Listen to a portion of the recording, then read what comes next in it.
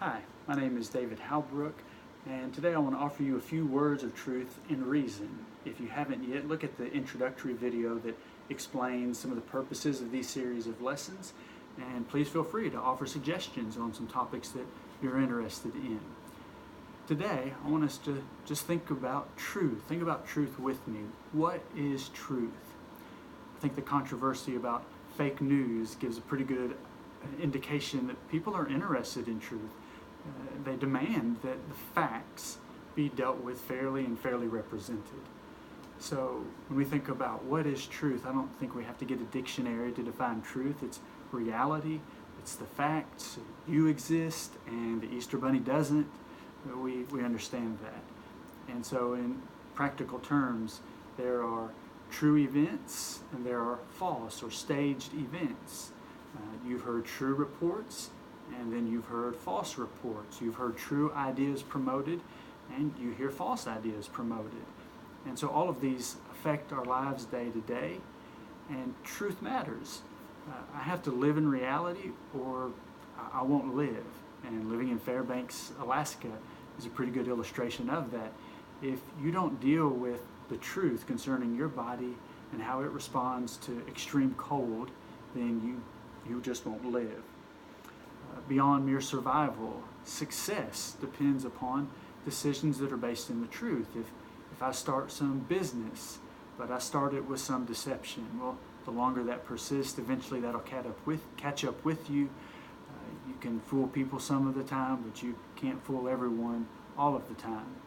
And that also illustrates the fact that relationships have to be based upon truth if they're going to be meaningful, if they're going to be deep.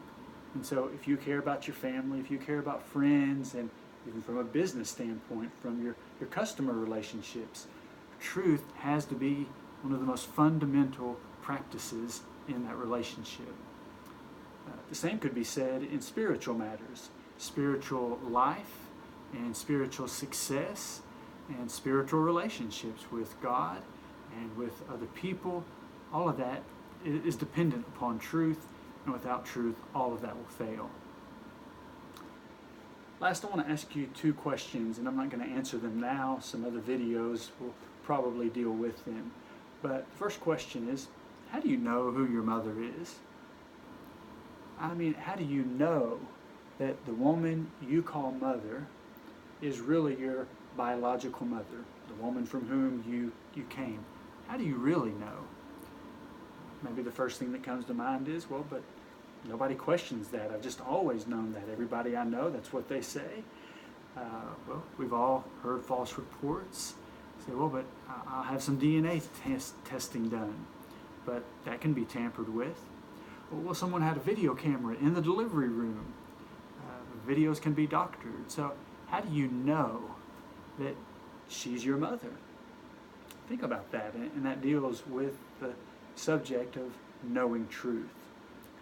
Second question is, if there is sufficient evidence that contradicts something you currently strongly believe, would you be willing to change your view? And that goes for me, and it goes for you. Would you be willing to? You see, that question illustrates that truth is not just a matter of knowledge, of knowing is the answer A or is it B, none of the above, all of the above. Truth deals with those things, but truth is also something that tests your sincerity, it tests your integrity. And that's why it's important to know the answer to the question, what is truth? And that's why it's important to know words of truth and reason.